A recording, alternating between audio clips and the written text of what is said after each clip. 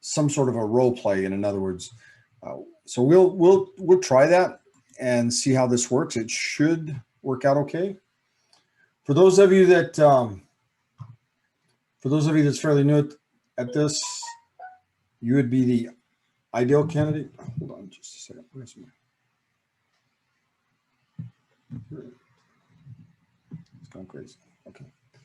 All right. We're going to start off on this. We're talking about the 1 to 4 family contract, and we use the 1 to 4 family contract because even with TREC, that's the base for everything we do, right? Every contract that we have, and there's 6 of them, right? That's promulgated from TREC is all based on the 1 to 4 family contract and whether it needs to be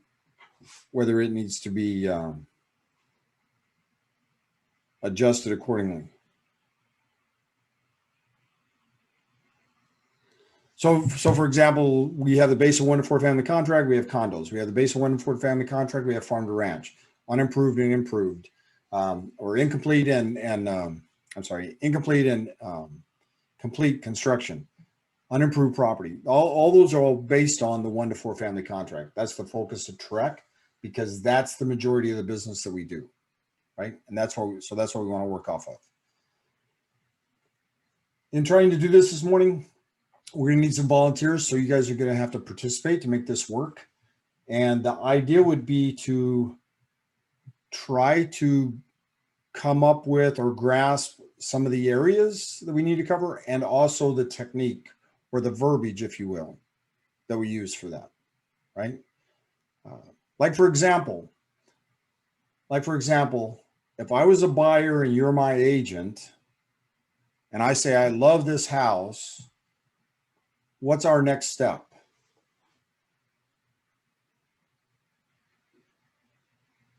What is our next step? Asking what do you love about this house? Okay. All right. And what I appreciate that. That's where we want to go with this. But at the same time, to make an example, to use as an example, I was looking for some key words here.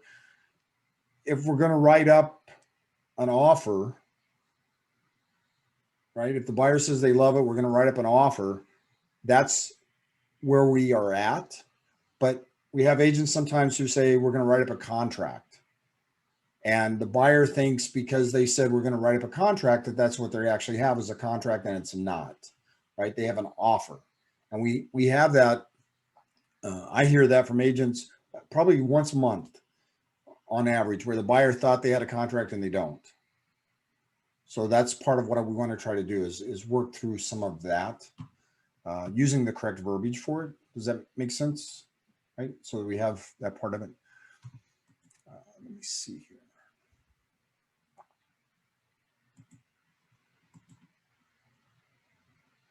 Just do some of this. So we're going to start off with the buyer you are representing, right? You're representing the buyer, and the buyer wants to make an offer.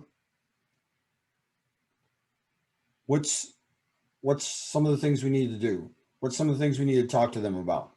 So the buyer finds the house. They say they love it. They love the house. What's our next step? And obviously we're going to write up an offer. So if we write up the offer, like back in the day, one of the things I used to do is I'd say, okay, let's do this thing. Give me an hour or give me a couple hours. I'll go back to the office. I'll start putting everything together, and you come in 2 o'clock and we'll sit down. We'll go over everything. Right. So when we sit down to go over everything, what's some of the questions that they may ask to start with, or some of the questions we might ask them to start with? Jeanette, go ahead. Somebody. Okay. Well, first, they usually ask us, what would you recommend me to offer? Okay. All right. So let's. We go, to the office, do a CMA, kind of comparables, and. All right. So the buyer, one of the first questions the buyer may ask is, what should I offer? And she threw out that we need to possibly do a CMA. Now, that's not possibly. We need to do a CMA. We need to do a CMA. And when we talk about doing the CMA, there's different sources for that, right? We have MLS, we have RPR. And if we're working for a buyer or for the seller, we also need to, in my opinion, take a look at Zillow just to see what's out there, because they're probably looking at it as well, or somebody they know may be looking at it. And we have to prepare for that as well. So if they say they want to make an offer, we want to do a CMA, what's some of the other things we might ask from them or ask of them, or they might ask of us?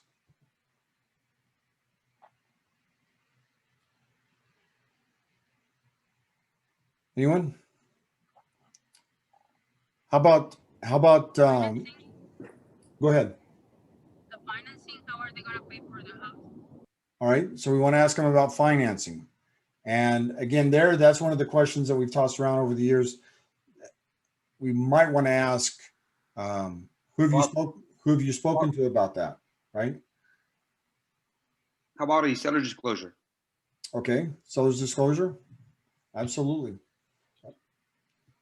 We want to try to get that. We should have that for them. So we have the CMA, we have a seller's disclosure. We want to find out who they talk to about financing. So when we talk about financing, for example, what are some of the questions we want to ask them about financing? Let's say they tell us that they have spoken to, I've spoke to a lender. What are some things we want to ask them? But that was before you even show them the house, no? I mean, we need a qualification before, at that point, it's like they want to make an offer, you already know all that, right? Hopefully, Okay. hopefully. Yeah. If they're gonna need seller concessions. Okay. Are they going to need seller's concessions? So back to the point that brings up not always are they going to have already spoken to a lender and have all that worked out. Not always, right? Because they may be in a hurry to try to put something together. Obviously, we'd be smart to make sure that we have those bases covered, but that doesn't always work out. If they've spoken to a lender, we want to find out as much information as we can. So that technique would be just simply, are you going to be paying cash or financing? Financing, yes. Have you spoken to anybody? If they have, or who have you spoken to? If they have, then we need to ask some questions. Like, how much are you approved for, or what do you feel comfortable with? Correct? How about interest rate? Is that important? Type of loan. Type of loan. Yeah, Gustavo, absolutely. Type of loan. And so if you were to ask a buyer, what type of loan did they tell you they were looking at or trying to set you up with? If they said FHA, what would be one of your next questions?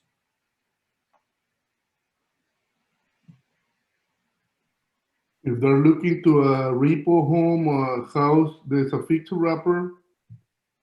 I will tell them in advance that that property will not qualify for an FHA.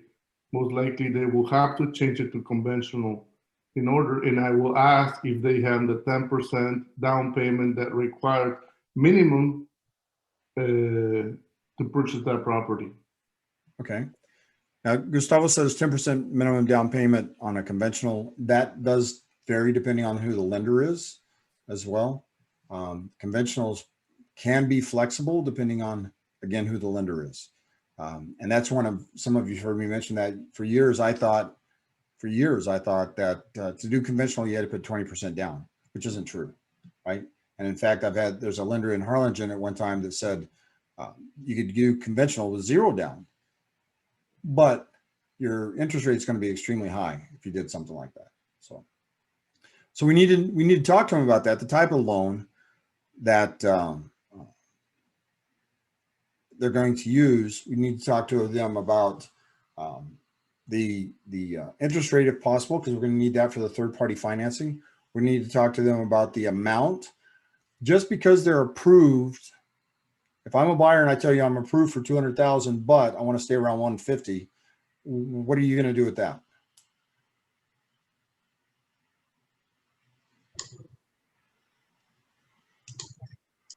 Gladys, do you have something? Okay. Anybody? Well, we're probably going to do our searches around the 150, right? If that's what the buyer wants, no matter what they're approved, it's what they want, right? But how about if a buyer says, you know, I was approved for 200,000, but I don't want my payments to be any more than, you know, 1,500 a month. Now what price range are we looking at?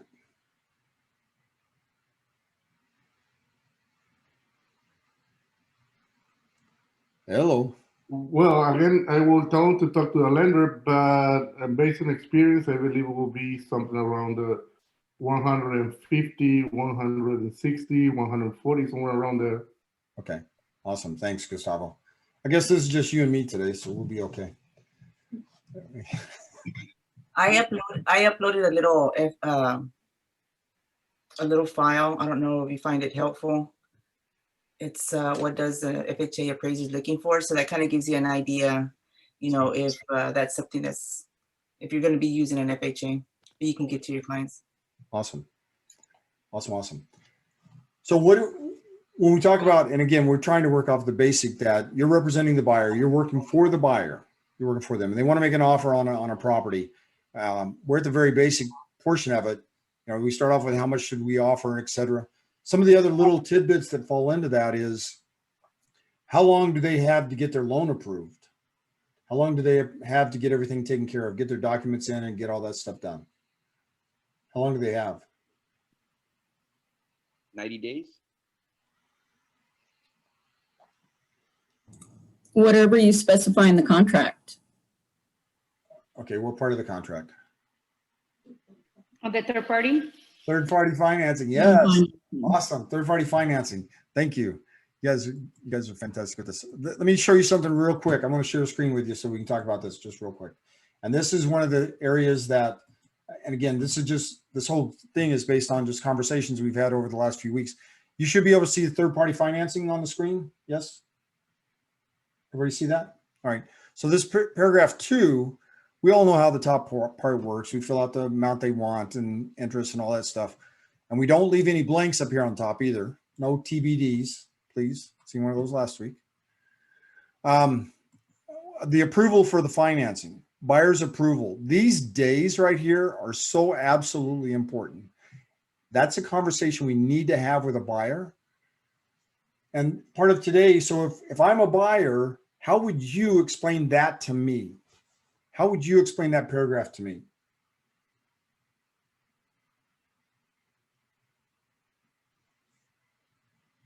Anybody?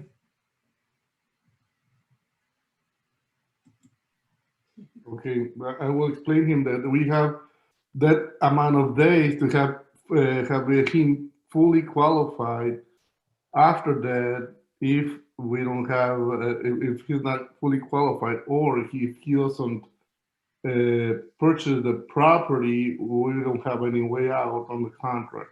That's what I basically will tell my buyer. So it's really important those days have, if not everything, almost everything complete in order to purchase the property. All right. So when you say we don't have any way out, what does that mean to me as a buyer? Well, we have a way out, but without losing the earnest money. So what you're actually telling me then is if I don't get this taken care of in that time frame, I may lose the earnest money. Correct. Right. All right. So and that's what I'm looking for. The verbiage for that as we go through this. How do I explain that to a buyer? Those days are absolutely critical. And anybody that's been in this business for a year or more has probably experienced the fact that a buyer will go talk to a lender. The lender says, I need this laundry list of things from you. And a week later, you call the lender to see what the status is, and the buyer still hasn't brought that paperwork in. Right. And that's eating up those days. So that conversation that we have with that buyer, especially when they say they're ready to make that offer, we need to have that conversation covering this with them on how important these days are, that amount of days. I would also recommend that maybe we plug that in ourselves to check those days, plug it into our calendar, whatever calendar you're using, so we can check those days on 123 A Street, check the third-party finance days on 123 A Street, maybe a few days before those days are up. The other thing on this, since it's on the screen, those days start when? after the effective date. Yeah, after the effective date. But yet, you know where I'm going with that. But yet we'll have a contract and it has no effective date on it. So when did those days start? Never? And if there becomes an issue, buyer decides they want to back out and we haven't put the effective date on the contract, does that have the potential to be a mess based on this paragraph? And the answer is yes. So since we're there as well, if we don't have an effective date on the contract, how can we fix that? And Based, go ahead. it would be based on the time that it was received. And also because based on the signing of the two parties or the parties involved. That's the effective date, to my understanding. So the effective date is once we have initial signatures and we've communicated acceptance. There was just an article in one of the magazines about that. That communication is so important because if you and I have initials and signatures, but you and I don't communicate, we don't have a contract, even though the parties have signed. It's so important that we communicate that. And if I call you, for example, if I was to call you and say, Gladys, your offer's been accepted, and you don't answer the phone, right? I leave you a voice message. I'm gonna follow that up with a text. I'm gonna follow it up with an email. So I also have something in writing saying that I've notified you, right? Because that's where it starts at. So if today was the day that we initialed, signed, and communicated acceptance, the effective date would be today. Today. And it doesn't matter whether it's 8 o'clock in the morning or 9 o'clock at night, today would be the effective date. And the third party financing, those dates start after the effective date. So that's tomorrow. And that's where most everything is in the contract. It's after that effective date. So the question again, though, is if we don't have an effective date, how do we fix that? And the way you fix that is with an amendment. So the buyer's agent, you're representing the buyer in this situation. The buyer's agent communicates with the listing agent because sometimes the listing agent is the one that takes it to the title company, right? The buyer's agent would communicate in this situation because we're representing the buyer, communicate with the listing agent. Hey, the contract doesn't have the effective date on it. I show the effective date should have been the 3rd. Both of you agree, you write up an amendment, get both parties to agree so that we have that in writing. And that came from Carrie Moss. I'm sorry, not Carrie Moss, Carrie Lewis, who used to be the general counsel for Trek. That was in one of the Tierra Grande or something like that is where that was at. So that's the way to fix the effective date. If you're missing an effective date on the contract, just do an amendment and include the signatures of both parties. Mac, Yes. another way would be when the individual signs electronically, it gives you the time and the date. That doesn't create the effective date though. But we do have some type of evidence in the event that if they don't want to agree or disagree, you can just refer back to that time that they click and they, just to help. Okay. All right. All right. Appreciate that. Anybody, preferably we write the date in there like we're supposed to. That's what the contract calls for, and that we can fix that. Some of the other little things in here. How about if we're representing the buyer, we talk about availability of funds. And again, that may have came before we ever started with this, but certainly when we get ready to write up the contract, in paragraph 3, we talk about A plus B equals C. That's our financing, our down payment, et cetera. But what about other funds? Like, for example, when you receive a contract, and I've never heard this until I think it was Saturday or Sunday, one of the agents from Port Isabel called. As soon as that contract goes to the title company, they automatically request prepayment funds. Anything that's going to be prepaid has to be paid up front. I'm sorry, not the title company, the lender. As soon as the lender finds out that it's on contract, they want all the prepayment funds up front. So what is your fund availability? What do you have? How much is it going to cost me to close? So what we have on paper here when we talk about down payment is not necessarily is not necessarily all the money they're going to need, correct? And most of us in here know that.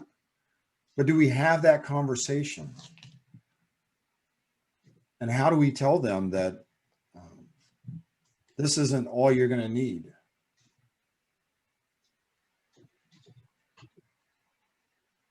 So how do you bring in additional funds into that conversation? Anybody? The cost of closing. We discussed that during the process. You know, we're discussing the buying process and letting them know about inspections, about surveys, and letting them know the costs involved and when and what and all of that. That's what I do. I mean, I let them know the whole buying process, what to expect, and the costs involved with it before we even get on the contract. I think that you can cover a lot of that if you go through just a net sheet. So get your client a net sheet, they'll have questions once they see those figures in there, and that'll give you a full conversation as far as what will be expected to bring to the table. Now we use estimated net sheets. We use estimated net sheets for the seller side, but where would you get a sheet for the buyer side? That's through the lender with a good faith estimate, but sometimes lenders fail to do their work the proper way, and sometimes buyers don't even have knowledge, complete understanding of what's going here and what's going there. Right. And if we're representing that buyer, and I appreciate you saying that, guys, because that's been one of our focuses for quite a while. Mhm. Not every lender is the same, and that buyer does not belong to the lender. We are their representative as far as real estate goes, right? So it's our job to look out for them and make sure things are done properly. And there's a lender in Harlingen, and I don't know if she still does this or not, but she used to not give out the good faith estimate until they actually wrote up a contract. So they had no idea what it was going to cost them until that time period. Because there's rules and regulations that go with that, right? And that was always her comeback. But we need to have an idea of what it's going to cost them across the board. One of the other areas that comes up is, can the seller help pay for my closing cost? Well, that's one of the paragraphs we have. How do we explain that to the buyer? So if I'm a buyer and I ask you, can the seller pay for some of my closing costs? What are you going to tell me? Isn't it all negotiable for the most part?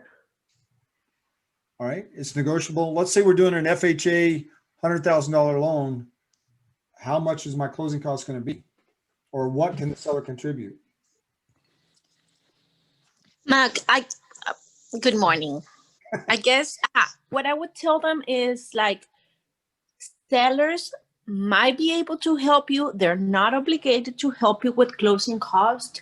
So just be prepared in case that they do not agree. If you really like the house, or if you really want to go for the house, be prepared, because sellers are not obligated. It's not an obligation of the seller to help with your closing costs. It is possible. There are not, but is it 6% for an FHA? Thank you, Betty, for clarifying that, because that's really important, guys. Your lenders will get into the habit of telling your buyers, yeah, that's something the seller can pay. That's something the seller should pay. Yes. And buyers think it's expected. And Right. every seller's different, and at least every seller has different equity, and they want to net something different. And it's not the seller's, it does not matter to the seller if the client has an FHA, conventional loan, or if they're pulling the money out from under their mattress. It makes no difference to the seller. So regardless of what the requirements are, FHA makes no difference to the seller. It is all the seller's choice if they want to contribute. And that needs to be communicated to the buyer very, very clearly.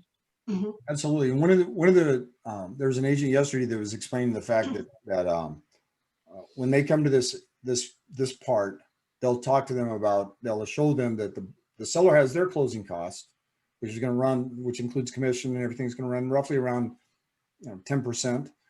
And you're already asking them to pay for the title policy. You're asking them to pay for this. You're asking them to pay for this. And now you're asking, and have it written out on paper so they can actually see that as to what's involved. Because there's a lot of cost to that. And we want to make sure the buyer understands that it's not just a give me type situation. And Claudia, you're absolutely right. On FHA, the max is 6%. In general. Go ahead. I'm Now. sorry, Mac, to speak over you, but one of the distinctions to make, guys, and I think maybe a lot of our newer agents sometimes, when we're talking about, like, there was a VA loan where the lender will say the buyer cannot pay for this, the seller has to pay for this. Well, those are requirements, again, of the lender. And until the seller accepts a contract with that financing, those financing terms, it is, the seller's not required to do anything. Once they sign a contract and they agree on the third-party financing addendum, they're going to agree to VA or Texas VA or FHA, then those things become things the seller has to do. But until then, when you're in a negotiating process, just keep that in mind, because this lenders throw around words like buyers, seller should, buyer can't pay for the, and again, until there's a contract signed, none of that's the seller's responsibility. Okay. Absolutely. And that's a conversation that has been had so many times, because again, as Norma said, some of those costs are lenders' costs. And when you say VA loan, depending on the lender you talk to, will depend on what they call, what was it? The non-allowables. And you can talk to one lender. In fact, in Harlingen, they'll tell you the non-allowables is $2,500. You talk to someone somewhere else and they'll tell you it's $800. So it depends on who the lender is. We want to make sure that we understand what we're working with when we do that as well. When we look at these, was there someone else there? All right, on here, when we look at the settlement expenses, you guys still have that on the screen. I also wanted to just, when we talk about having that conversation and explaining this to the buyer, right? So the seller's going to pay not to exceed this amount, but here's how it's laid out. And it's not just a give me. There is strict guidance on how this is supposed to be laid out. It's in the contract. And here's the expenses the buyer is expected to pay, all laid out. So the better we are explaining that and covering some of those items with the buyer, the better off we'll be with it and making it work. So one of the other areas on this one real quick, again, you're representing the buyer. Buyer's going to write up an offer. One of the other things that we need to have, one of the other conversations would be, what's the market like? What's the market like? So we talked about CMA, that'll give us a little bit of an idea. We've talked about talking to the lender, availability of funds, closing costs, but what's the market like? And today the market is fairly hot, correct? Homes are not sitting there forever. So if a buyer goes in and makes a lowball offer or makes a listing price offer, but asks for 6% closing costs, there may be other offers out there that can get them knocked out. And they need to know that. They need to know that. So we have to be aware of what the market is. And when we talk about market, generally, we're talking in general terms. So you need, as a buyer's agent, you need to take a look at that subdivision or the surrounding area if possible. And one of the easiest ways to do that is MLS or RPR. Take a look at either one of those and see what's happening within that specific area. Personally, I like RPR because I can pull it up and specify a specific area and then look at the absorption rate for that specific area, which is a really good tool. It's on the last page of the valuation workbook, or last few pages of the valuation workbook in RPR. It'll show you the general, and then it'll show you the specific market and properties you asked for. Any other questions on those? So the last one on this one, when the buyer wants to make an offer, is have a conversation with the listing agent. Absolutely. So if I'm a listing agent, you're representing the buyer, what kind of questions would you ask me?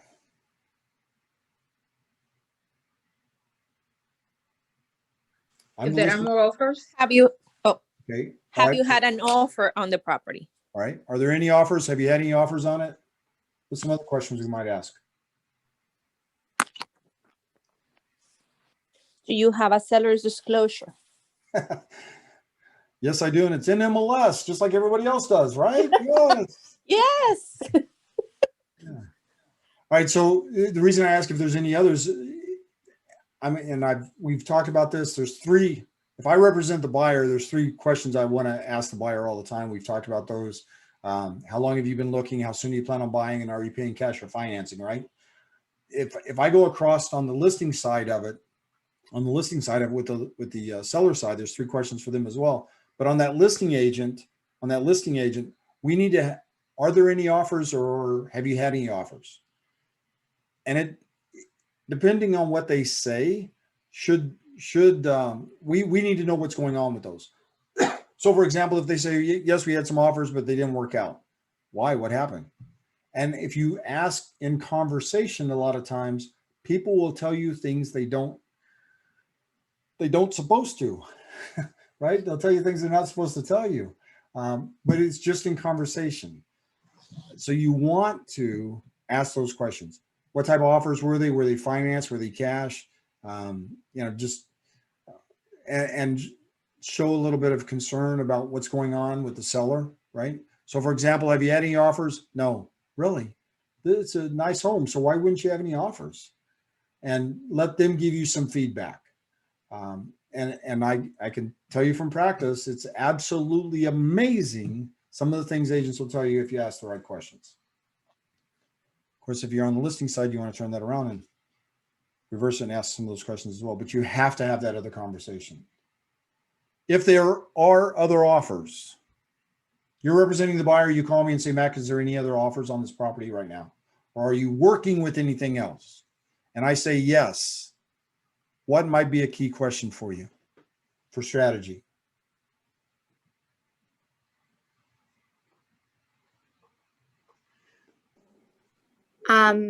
Mac, I would ask if there's any offers like in their own brokerage. Awesome. Thank you. Yeah. That's not what I was thinking, but that's a really, really good question, because if they are, we need to look at we need to look at the listing in MLS and see if it has a variable commission on it, right? Because that's an important key factor. Thank you. Absolutely important. Anybody else? Okay. So if you call the listing agent, you say, are there any other offers? And they say yes, you might ask, respond accordingly, and ask, are they cash or financing? Right? Because you know what you've got going, but what are you up against? Are they cash or financing? Might be a good one to ask. And one of the other ones I would highly encourage you to ask is, have those offers been presented to the seller? Have they been presented to the seller? And if they say no, then when will they be? When will they be presented? And I share that with you because as a listing agent, I had a habit of telling other agents, just so let's say I already have an offer and you were calling me to say you're going to send an offer over. And by the way, folks, that phone works really, really well. Just writing up offers and sending them to an agent, that doesn't work in my opinion. That's all that is my opinion. But I can't tell you how many times I open up email and find an offer there. There's one agent in Harlingen that's absolutely phenomenal at that. She'll send you an offer and you never know it's there, right? Because it's in your email. You need to have that conversation. You need to pick up the phone and talk to them. But if you were to call me and say, Mac, I'm getting ready to write up an offer on this property. I'm just curious, do you have any other offers? Yes, I do.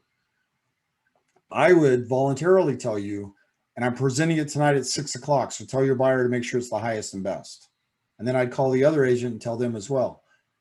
I'm looking out for the seller, right? I want to make sure that gets there. But that's why I say you need to ask, have they been presented? If they say no, when are you going to present them?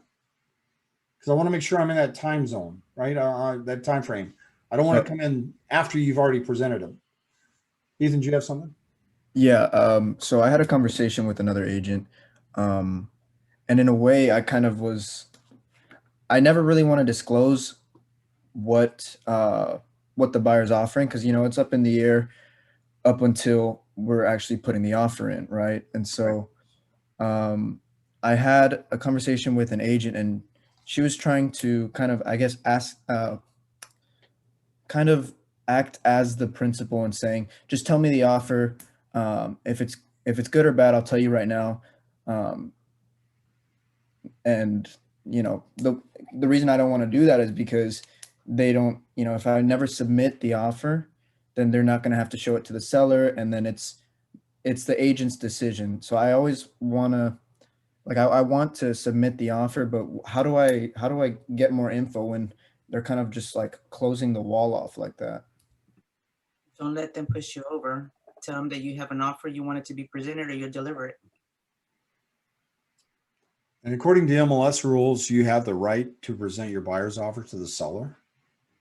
So you could always ask to do that. But I will tell you from practice, if you'll ask, is the seller's available? And when the agent says, yeah, why is that important? Well, because I just need to make sure that we can get a response in a timely manner. Oh yeah, they're here. It's not a problem. And then when you say you want to present it, they'll call you back and say, oh no, they're not available. They went out of town. I didn't know anything about it. It sounds to me like that's lying. It sounds to me like that's not right, but I've had that happen several times where that's the response I get. But according to MLS rules, you are authorized to present your client's offer. You're not allowed to ask the seller any questions, but you are allowed to present it. But Mac, let me have something. Can't the seller, your seller may not want them to present it. Yeah, absolutely. No. Right. Yeah. The seller can say, I don't want to talk to them. That's fine. But I will tell you as a listing agent, I would love for you to present your offer. I would love for you to, because if it's a lousy offer, let them get mad at you instead of me. I'm okay with that. And I'm going to educate them as to, Ethan's going to come over. He's going to present an offer to you. He has to present it to you. He's going to come over. I'll be here for you while he's here. Don't say anything. Don't show any facial expressions. Nothing. Just let him go through it with you. When he leaves, then we'll talk about it. So you have to set your seller up for that as well. And I would highly encourage, as a listing agent, highly encourage you to come and present your offer. Only because of those those situations where it's an off the wall offer, or it doesn't meet their requirements. Because in most cases, as a listing agent, you know where the seller wants to be anyway, right? And that comes back to what Ethan's talking about. When an agent says it won't get accepted, they're basing it on what the seller has told them. But I can also tell you that changes depending on other things. Price is not the only part of that contract or that offer. Yes. But we're supposed to present the offers no matter, anyhow, right? Like. Right. But I can also tell you that I've seen agents who have called sellers and said, we have an offer on your listing, but it's a lowball offer. You're only going to net this much. And the seller goes, no, I don't even want to see it. And so that's their presentation. There's nothing that says you have to sit down face to face to do it. That's what I'm getting at. Right. So, all right. And also, Mac, once your seller gets a lowball offer, and we have some agents out there that just love writing them, but once your seller gets a lowball offer, then they are more likely to, on the next one, go, just tell me what it is. They don't even want to entertain it. I just can't believe that. Right. No, and you're absolutely right. You're absolutely right. And I as a listing agent, for example, there were times where people say, just like the comment that was made, do you have to present all offers? And the answer is yes, you're supposed to, right? Present all offers. But nothing says how you do that. Like, for example, on a specific listing, I had about 5 offers on it years ago. It was about 5 offers on, I want to say it was 4 or 5 offers on one property. And what I did was I did a net sheet for each one of them. When I went to present it, I told the seller, here's the one that'll net you the most. I think that'd be the one that we should go over. If you want to see the others, you can, but this is the most important one. So did I go through details on the others? No. But here's the net sheets for each one of them, right? And here's the main one. So did your offer get presented? Yes, it did. But did they look through page by page? No. For what? There's no need for it. So we need to preface that as well. We need to make sure that we have it set up accordingly. some of the others, well, there's some other areas we wanted to touch base with on this. So if we can move on it real quick. Earnest money paragraph. And when we talk about how we explain that, is earnest money required? And everybody should be shaking their head no. Right? 'Cause earnest money is not required. But there's agents out there that'll tell buyers they have to put 10% down as earnest money. And that's not true. That is absolutely not true. Is it good? Yes, it's considered good faith money, right? You're showing you're serious about it. Do we want earnest money? Absolutely want earnest money. Absolutely want it. But is it required is a whole different ballgame. And then once we get it, we have to have it to the title company within how many days? 3. So do we have that conversation with the buyer? Yes. Yes, absolutely. When the buyer's going over the contract, we need to make sure that we're having that conversation. So how do we tell the buyer that we're going to need the earnest money within 3 days? How do you guys do that? When you sign the contract, you make sure that you have the earnest money check so I can present everything together. Awesome. And if their offer doesn't get accepted, we can take care of that, right? Of course. Right. So, and we all understand how important that is, because there was just recently a situation that we had where that earnest money was not deposited within it's 3 days, unless the last day is a Saturday, Sunday, or a holiday, right? And then it falls on the next day, and it's a business days, right? And we just had a situation where that money was not deposited. And I've said since that started that I would love to have the opportunity to be on the listing side and say, your offer is terminated and we're taking another offer. And in today's market, that is very possible. Very possible. Hey, Mac. Yes. A quick question on that. With the earnest money, also the option check is usually, given about the same time as the earnest money. What happens if the buyer turns in the earnest money, let's say on day 4 or day 5, and then the listing agent accepts the option check at the same time? Are we okay? Like under contract, can the buyer, can the seller still back out if the listing agent accepts the option money? Yeah.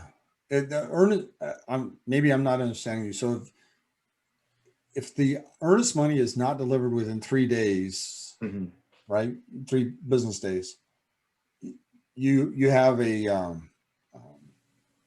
breach of contract. That's what you have. Option money is a whole different ballgame. If it's not delivered in the time frame, then you have a contract. You just don't have an option. So if they're both delivered at the same time, and it's outside of that 3 days, because they're both 3 days, right? And it's outside that 3 days, then you're gonna have a problem unless all gets accepted. So if the listing agent accepts the option money on day 5, do we still? I mean, can the seller still back out? No, Rabino, I think, sorry, Mac, I think what I understand what Rabino means. If they accepted it and signed on the receipted page, the seller cannot back out anymore, right? Because they already accepted it and they receipted the option. The buyer can't cancel the contract if they want to. The seller cannot cancel anymore because they've already receipted. But the seller doesn't, or the listing agent doesn't accept the earnest money. No, the option. The option money does not give the seller a right out. Option money does not give the seller a right out. But the buyer still, if the question is, if the seller, well, let's say option money and earnest money get receipted on day number 5, both of them, who has the option to back out within the 10 days? Or nobody, because the earnest money should have been received within 3 days. So right there, you don't have a contract if it was delivered 5 days after. And also, if you have option money, within on day 5, you could have a contract, but you don't have an option period. Am I right? Yes, because the option starts on the executed date. So if it doesn't get delivered, even if you give it to them, I mean, it's already in writing, you know. In other words, if your buyer wants to back out, he can back out, but he's going to lose his money, his earnest money, because he in reality does not have an option period. Right. That's the basic understanding of that paragraph, right? However, some of the reading on it, some of the case studies on it show that if the seller accepts the option money, you still have an option period, but it started at the effective date of the contract. So if you were 4 days into it, 5 days into it, and you finally got it and they accepted it, then the buyer has still paid for that option. It just wasn't done the way it was supposed to. So you still have it because he did accept that. It's just like the rent situation, for example. It's just like the rent situation. If you serve a tenant a notice and say you haven't paid rent for 3 months, you need to vacate, and they come in and pay 1 month, you just gave them a green light. So there's all kinds of little things with that. The best practice would be to make sure that it gets taken care of. And I also want to show you one other aspect of it. And I know we can't control everything. On this earnest money, one of the other areas that gets missed is this right here, where it says date and time. The title company is supposed to write the time in there. And we as RE/MAX lead agents should be reminding title companies to write that in there as to when that happened. So let's say in Gabino's experience or example, if I turn let's say I have the 3 days, right? And my 3 days is up today. I have to have that in before the title company closes today. Let's say they close at 5. At 4:45, he calls the title company and they say there's no earnest money here. It hasn't been brought in yet. He has another offer. Him and his seller talk about it. He sends a termination notice to the title company tomorrow morning, and we're out because we didn't get it there on time, right? And that's where that time is so important. So let's say his termination notice goes in at 8 o'clock in the morning or at 10 o'clock tonight. And tomorrow morning, I walk into the title company and say, hey, I was supposed to drop this off yesterday, but I got really busy, so I'm bringing it in today. The contract's already been terminated. Does that make sense? And that's an area that they're starting to pick at. So we need to make absolutely certain that the title companies put that time on there so that we don't miss that little step right there. Everybody good there? All right, just some other, Max, sorry, Mac, one quick question. So if earnest money is delivered after the 3 days, and then, seller wants to cancel 10 days after because they get a backup offer, can they? The earnest money's been accepted when? 5 days into the contract. Yeah. But 12, 15 days into the contract, seller wants to cancel. No. They can't, right? Not going to happen, no. Yeah. No, not based on my experience. Anyway. Yeah, I know. That was my understanding too. You've already accepted it by letting it go like that. And that's why that time is really important. We need to, if the seller wants to terminate, it needs to be before that earnest money gets in there. Right. So some of the other little areas that we want to touch base on with this, and I'm just going to go back to the contract so that you can take a look at that. What paragraph is it that has default?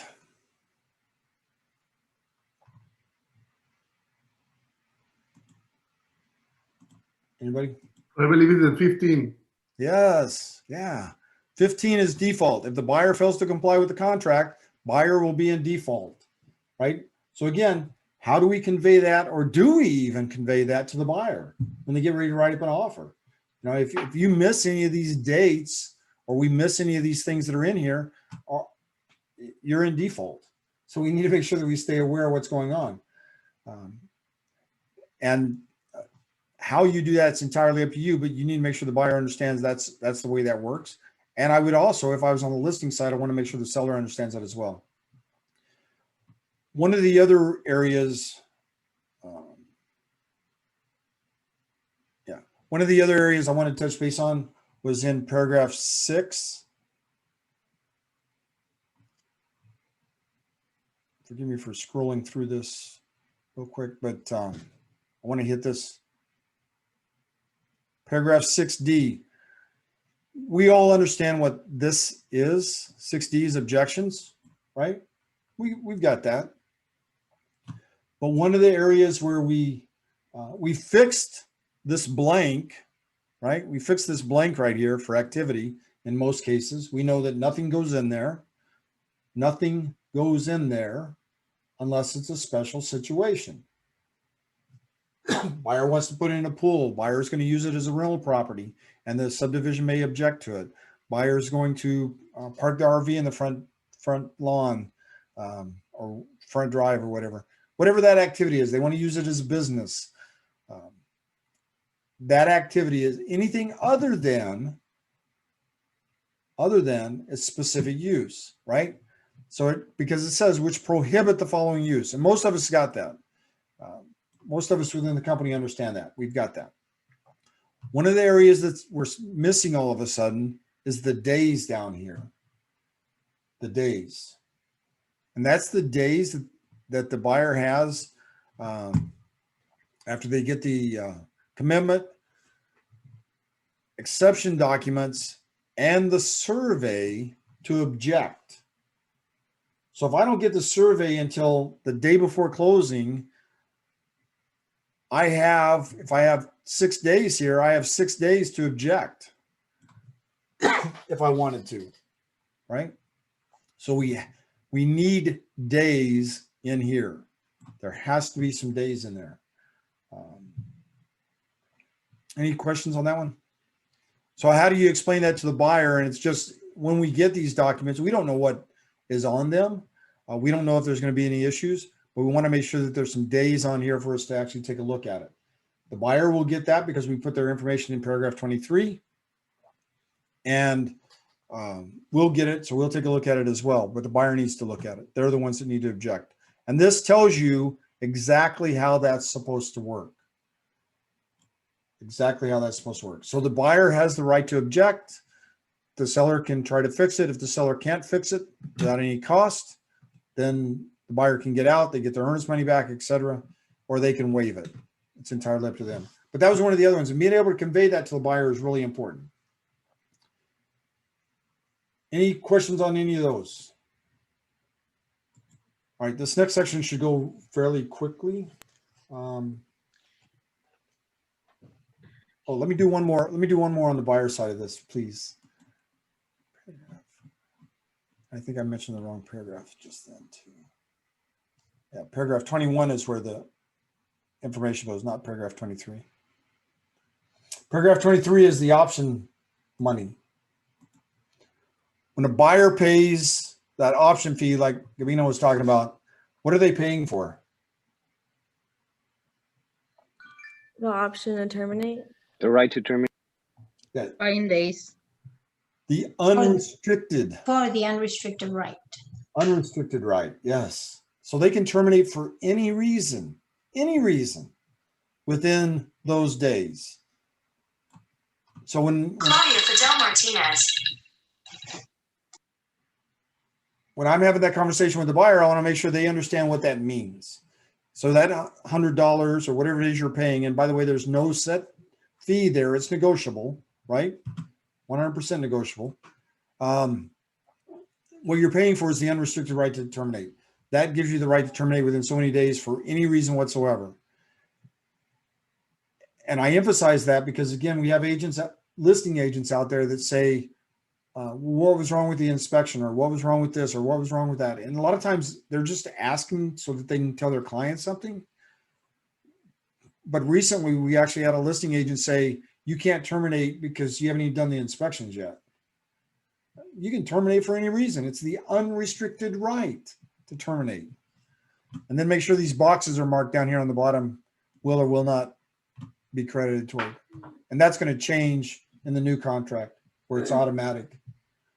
Because that's one of the things, even in pre-licensing, I don't know if a couple of you that's in here like that would remember that, but even in pre-licensing, I would talk about the fact that I would if I received an offer from you and you left this blank, I would mark, if we're going to make other changes, I would mark will not be credited so that you could explain to your client why they're losing that option money. Absolutely 100%. We're already making changes. Might as well do that too. Yes, ma'am.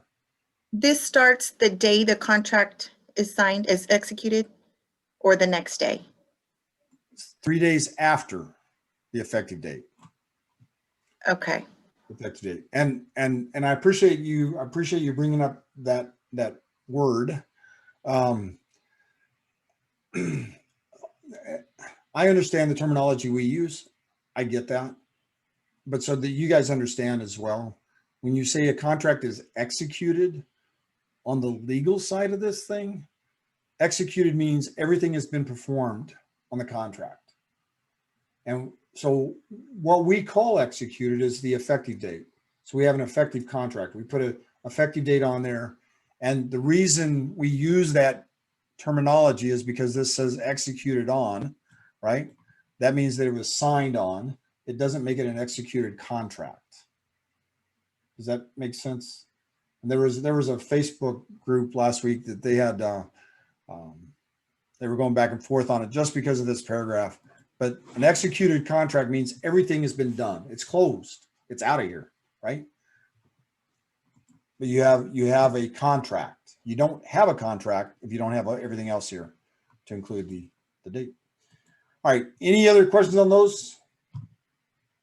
So we have a couple of checks. Mac, I have one thing to say. I've been doing this for an awfully long time, and on that effective date, a lot of times I get young and rookie agents that make a change on the contract.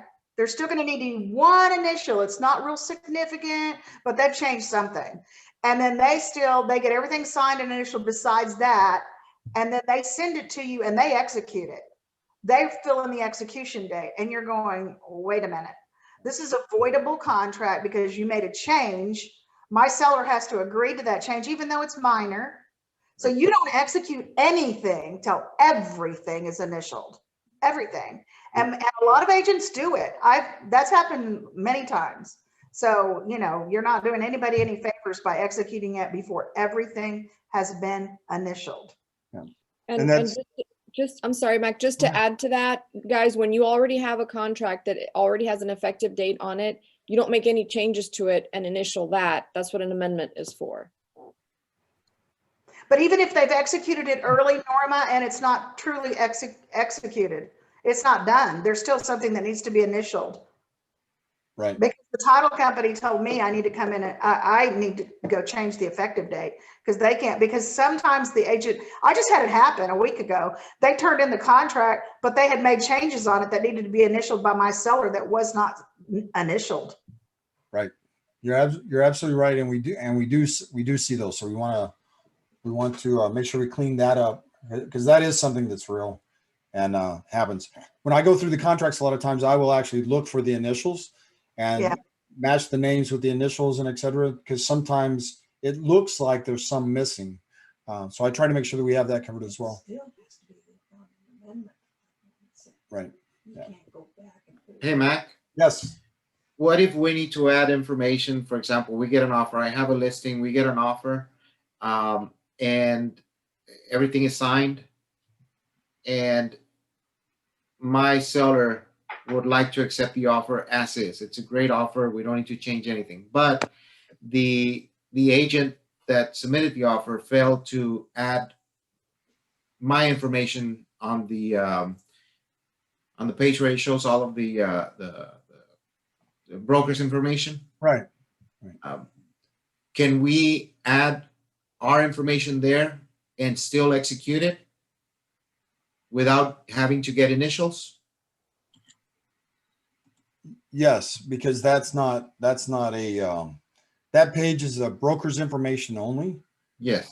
And it's not, what we've been told is it's not a legal part of the contract, right? Okay. The legal part of the contract stops at their signatures. The pages that are after that, this is called the ratification page. After that, those pages, they need to be there, but they're not a part of the contract.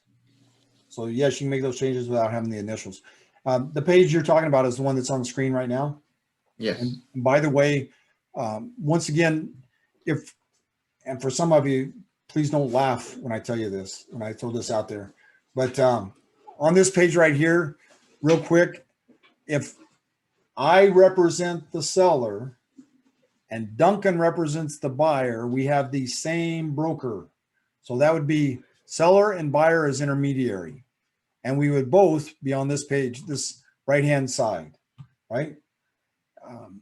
Last week at Port Isabel, we had a listing agent on this side, seller only as seller's agent, buyer only as buyer's agent, both with RE/MAX Elite. And that is not the way it's supposed to be done. If you represent the seller and I represent the buyer, we are both on the right-hand side, all right? If I represent the seller, and we're not going to turn this into agency.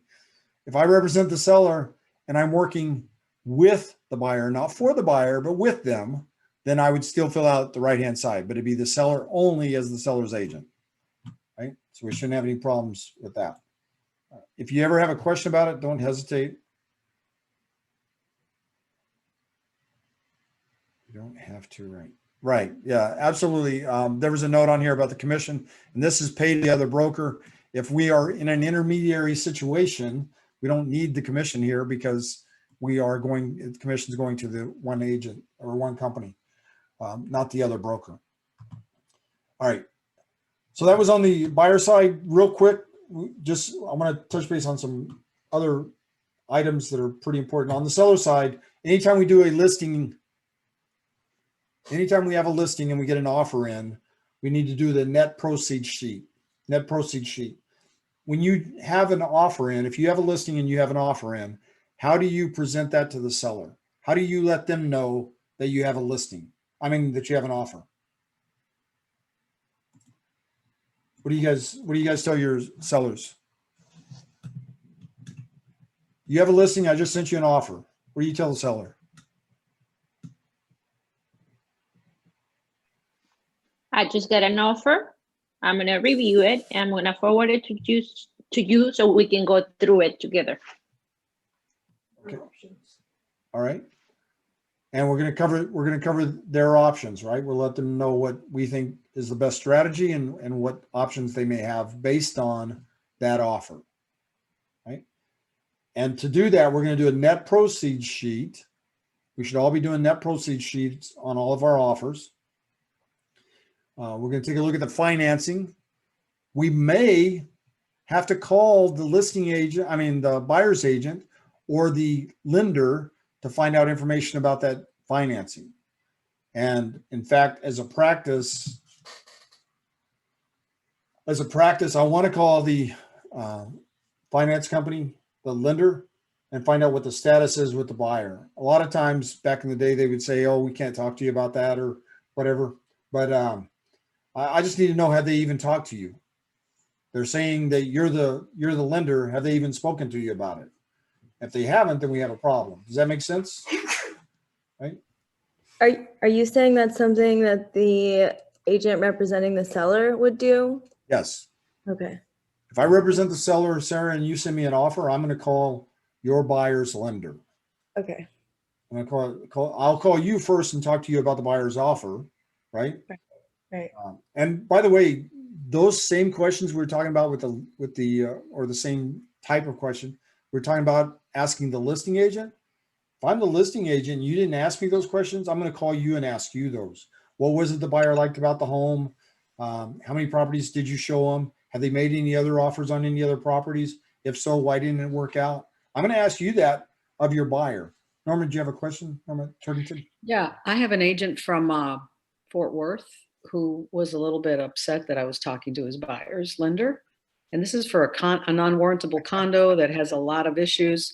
And he said, I let the lender do his thing and I don't get involved. So his lender had to educate him and tell him that, yeah, the listing agent isn't doing her job if she's not talking to me, because there could be a lot of issues there that could result in everyone wasting their time. So I thought that interesting that he doesn't he didn't think I should be talking to his buyer's lender. Yeah, I appreciate that. That's why we have these conversations, because that's a part of this. Like I said, I've actually had lenders saying, "Oh, I can't talk to you." Yes, you can. So Well, I guess, especially in the beginning, where I find it a little bit unnerving is towards the end of the deal when the buyer agent is calling, the buyer is calling the lender, the listing agent is calling the lender like, okay, when are we going to close? Why, and that I think is unnecessary. But in the beginning, when you're trying to establish whether or not the loan is even feasible for the type of property, which in this case, he said, I'm glad we talked because we can't do an FHA loan on this property. And the buyer agent had no clue. So appreciate that. Thank you. Mm-hmm. All right. So some of the other things, when an offer is presented to a seller, what choices do they have? Anybody? Or we're going to call the seller, tell them we have an offer, and I'm going to look it over. I'm going to do a net sheet, and I'd like to get together tonight at 6, and we'll go over your choices. What are their choices? Accept, reject, or counter. Accept, reject, or counter, or what? My favorite. Negotiate. Ignore. Do nothing. Accept, reject, counter, or do nothing. And the do nothing I used to use all the time. I love that. I know some agents that hate it, buyers agents that hate it, but as a listing agent, I love it. And I've watched that. So I'll call a buyer's agent. Once I've presented it to the seller, we've talked about it. My advice to you is let's just don't do anything. Just say, forget it. I'll call the buyer's agent, say the seller's decided they're not going to do anything with your offer. They're like, they're not going to reject, they're not going to counter it. They're not going to, what do you mean they're not going to do anything? They're not going to do anything. Nothing, period. And I've actually had offers come back in. The highest one I had was a $10,000 jump from where the initial offer was to where we went next. So I love that strategy, but you need to make absolutely certain that you know what you're doing with it to make it work. So know that they have those, and let them know what their choices are. And before you touch this form with a writing instrument, we need to review it. Because if they make one change, so like Candy was talking about earlier, if they make one change, the ball now goes back to who? The buyer. And that one change may not have been that important. So let's review the entire contract, price and terms, price, conditions, and terms before we make any changes. Everybody okay there? And then what about earnest money? If the buyer terminates, does the seller get the earnest money? Not necessarily. Not necessarily. And so we should probably take them to paragraph 15 and make sure they're aware of what paragraph 15 says as well. And some of you have heard me say, take a look at paragraph 15, take a look at paragraph 18. And that's the same thing I would tell the seller, tell the buyer. Buyer says they want to terminate. Okay, you need to go back and take a look at paragraph 15 before you make that decision or before we move forward. Or we send a termination and release of earnest money to the seller, and the seller says, I'm not signing it. All right, you need to take a look at paragraph 15 and paragraph 18, and I'll be over in a few minutes when we talk about it. Know those two paragraphs because they're so important in the way this is done. When it comes to the seller, how about, how do you explain repairs?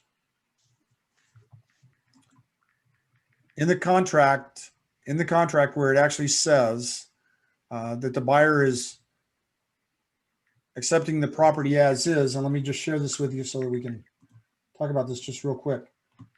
On here, the buyer accepts the property as is. If I check 1, can I come back later and negotiate repairs? And there should be 100% yes. Absolutely. Absolutely. I'm taking the property as is. What that means is, Mr. and Ms. Seller, what that means is the buyer's taking it based on what they can see. They're going to do inspections. And if the inspector finds something wrong, they're going to ask for those repairs. And hopefully what we'll get is we'll get an amendment asking for repairs specifically and a copy of those items from the inspection report that they want fixed. But we'll take a look at that when it happens. But right now they're taking it as is. And I share that because we just recently, there was an agent that came back to one of ours and said, well, your buyer took it as is. We're not going to do any repairs. And again, whose decision is that? That's going to be the seller's decision, right? 100%. But the problem we run into is who's advising the seller. So sometimes we have to take the high road and make sure we educate the other side as well on that. Everybody good there? Any questions or comments on it? So then the last one I'd like to talk about on this one or cover real quick is, there's two actually. On this one on the possession, Mr. Maseller, it says possession and it says upon closing and funding. Just out of curiosity, if you close today, how much time are you going to need to get your stuff out? If you're closing today, how much time do you need? And I should have known that when I took the listing. But if I don't, I need to find out now. And that will eliminate a lot of the smaller issues. If we're on this contract, if we're on a contract, we have an offer in and we're working up the contract part of it. And I asked the sellers, this says upon closing and funding, are you going to be able to be out by the 22nd of February? And they go, no, we're going to need another week. What form do I need? Temporary lease agreement. Right. Seller's temporary lease, residential lease. This is Tania Salinas, realtor at RE/MAX.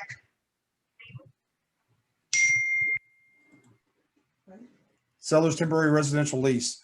And so we need to ask those questions. So when we're covering this, we need to hit all those bases to make sure that we are okay with it. What if the buyer wants to move in early? So possession according to the temporary residential lease. So the buyer is giving us an offer, but they want to move in next week. This bold print is bold for a reason. It's bold for a reason. So that's a conversation we have to have with the seller. And one of the reasons in trying to go through this and do some of the role plays with it is because we want to make sure that we actually have these conversations and learning the verbiage that goes with them. As an agent, I wouldn't cover this bold print until it was necessary. Me personally, if this is marked, I'm covering it. If it's not marked and we do closing and funding, but later on we're changing it, I'm going to direct them back to paragraph 10 so they can take a look at it. I would advise them, with the buyers wanting to move in a week early since you're already out, what I'd like for you to do is take a look at paragraph 10 in the contract where it says that you might want to talk to your insurance company. Does that make sense? I want to do those. And then there's a part on here about inspections. All of us are familiar with that, right? Access to the property and utilities. So how do you tell the seller, how do you let them know that they need to actually leave everything on?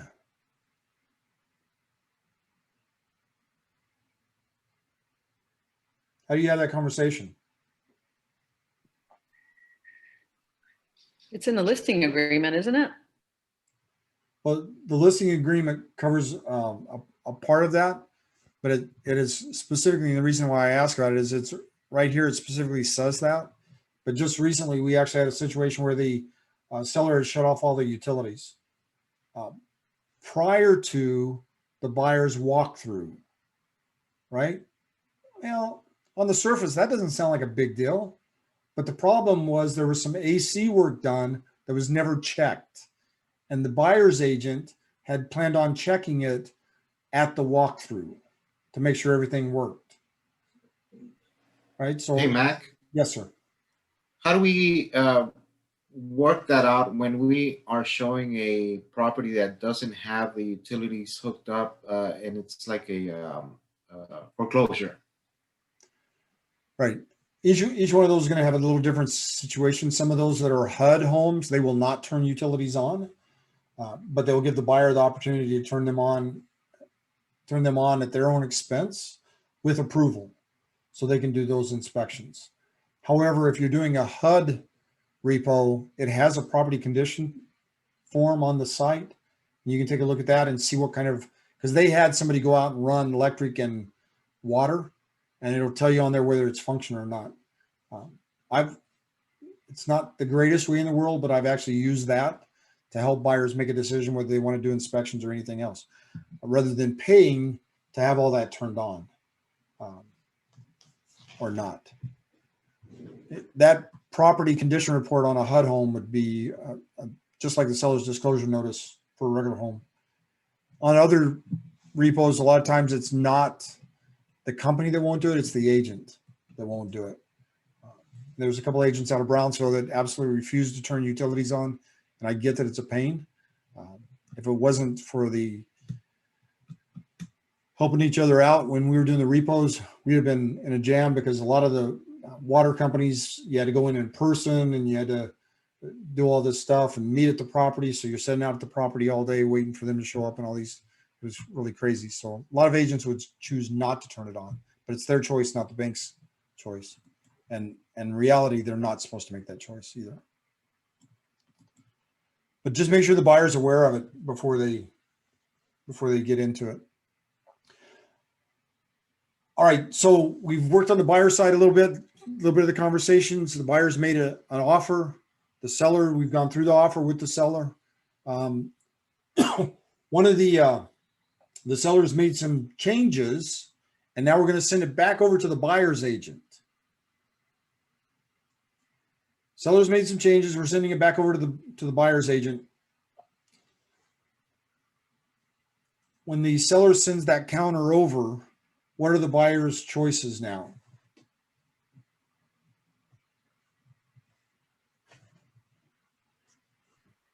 What are the buyer's choices?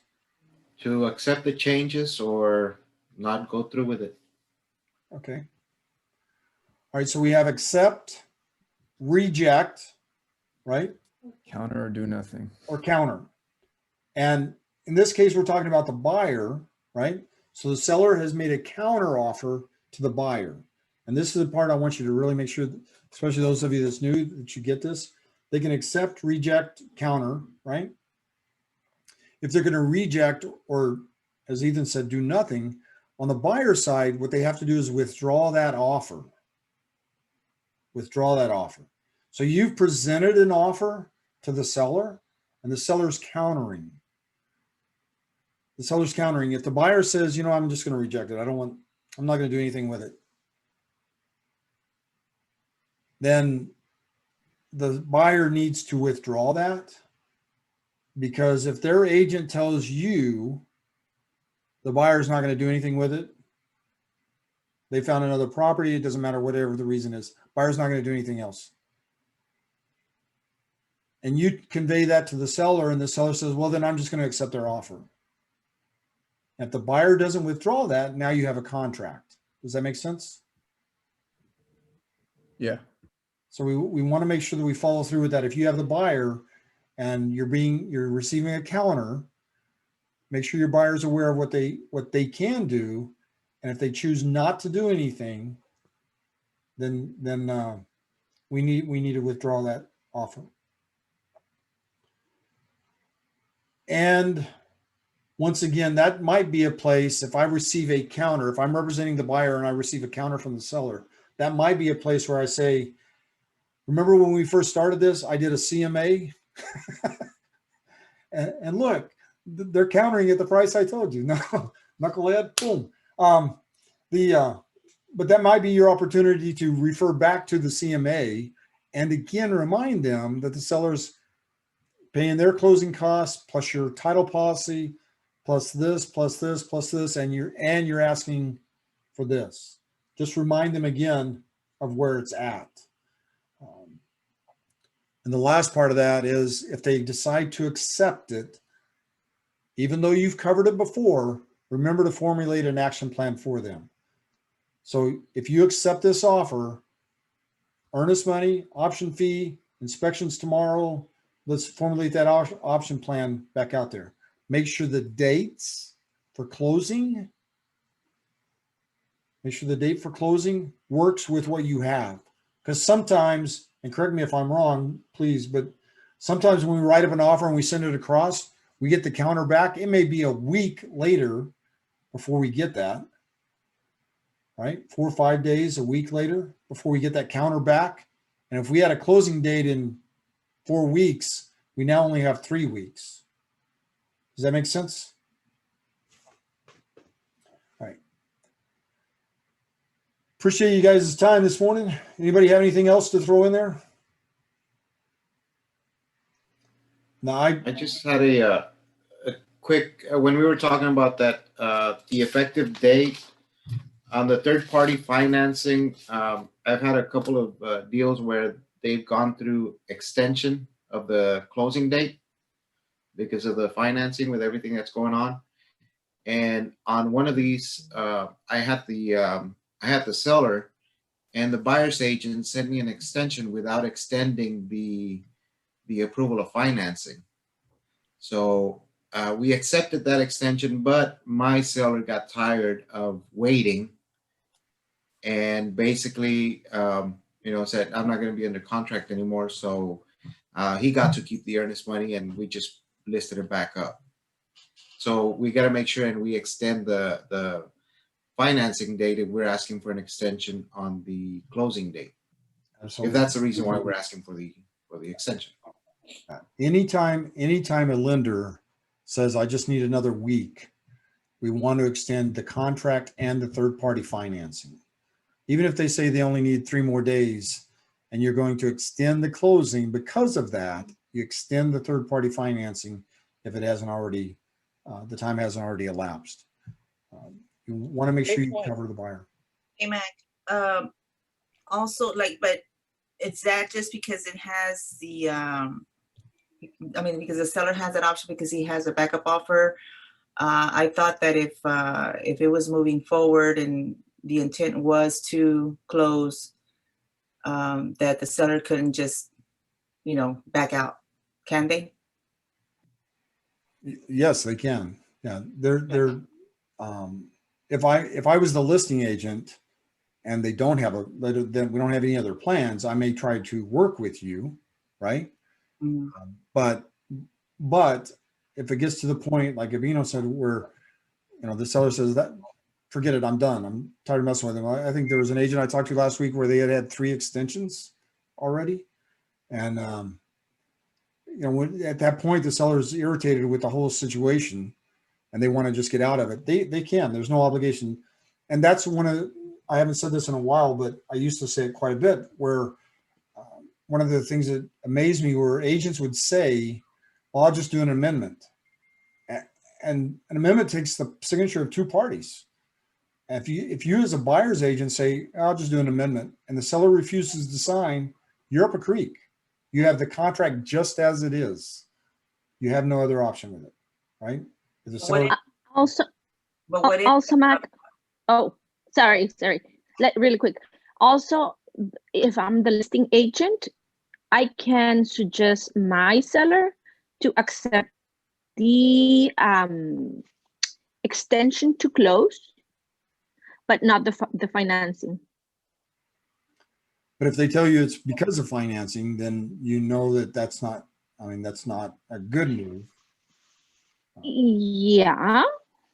I mean, it all depends. If I've had 3-4 extensions and it seems at least you're not getting your earnest money back. Right. It is the seller's choice. Right. Absolutely. But what if let's say, I guess the seller does have the choice or whatever, but what about if it's not because of the buyer or the seller? Maybe it's because of the title company, because right now they're like using that as, it's like the new thing. Closing dates don't mean nothing no more. It seems like, they seem to just be, pushing it out and whatnot. So what's the situation? I don't know, Mac, how to answer that, how you would answer that, but I think that you have to take it on a case-by-case basis because they're all different. And sometimes the delay is a few hours a day, and sometimes the delay is over, something more complex, like an estate or something like that, where the title company would require more time, I would say take it on a case-by-case basis. If it's a matter of a few hours or a day, I think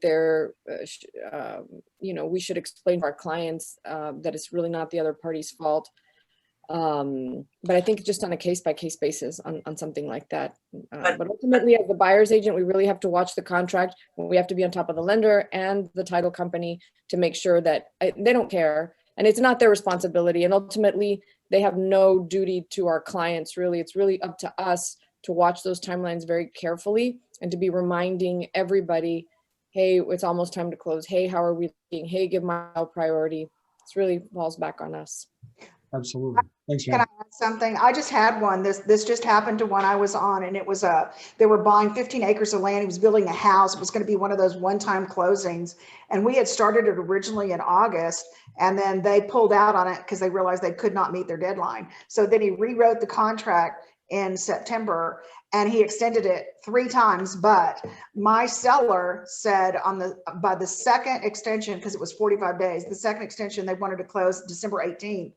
And he said, yeah, you can do that, but you're going to make all your earnest money non-refundable, and you're going to add another $3,000 because he only had $1,000 in it. He said, if you want to give me $4,000 non-refundable, you're that sure, and it's going to be applied to your closing, then I'll do it. And the young man did it. He gave him, put up $4,000 and said, it's non-refundable. I'm getting this closed. And he did. But it was, it was tight to the end, but that's the only way that seller would stay on it. And I don't blame him because starting in August, we're going all the way to December. It was a long deal to get it off, but it worked. All right, guys. Thanks, Kenny. Appreciate that. Just real quick, 2 things and then we'll get out of here. I appreciate you guys' time today. I really do. First company training for the year. In the chat, there's a question. I want to get to that, but I want to touch base on what Kenny just said too. We as agents cannot make a change to an amendment or a contract where it says that the earnest money is non-refundable. There's been a lot of discussion on that with Trex side, where when you do that, you're changing not only you're changing all aspects of the contract, because in the contract there's 32 different ways a buyer can get out of a contract. And when you say, I'm going to do this and make it non-refundable, you're trying to change the entire contract. And the Trex legal side has said that that's not good. If an attorney writes it, it's a whole different ballgame, right? But we should not be writing anything like that or trying to promote that. With that said, can there be additional earnest money? And just like Bethy was getting at with the days on the third-party financing, if we're outside those days, they're not getting their earnest money back because of financing. Can they get it for something else still? Sure they can. When we started this, we were talking about the survey. And if the survey doesn't work, we can object to it. And if that doesn't get fixed, then the buyer gets their earnest money back. So there's other ways in the contract where they can still get that earnest money. And when you write non-refundable in there in special provisions someplace, you've just rewritten the contract. Not a practice I would want to partake in. The other thing was in the chat, Duncan mentioned something about the making an offer and making it specific with a date and time. There's nothing wrong with the date and time, but the other part that he has on there is only good through that time. And I've shared that in the past. I used to write that. Your contract, this offer will expire on January the 5th at 6 p.m. Central Standard Time. This offer will expire on January the 5th at 6 p.m. Central Standard Time, or the offer is void, right? And one of the Trex attorneys back then told me that that's not, I can put in there that this offer is only valid, the offer is only valid till 6 p.m. Standard Time, Central Standard Time on January the 5th. I can put that in there. But when I put in there, or this offer is void, then I'm practicing law. So I want to make sure that we don't, Practice law. that we don't do that, right? Because you don't want any issues there. All right. Anybody have anything else? No, thank you. Okay, good.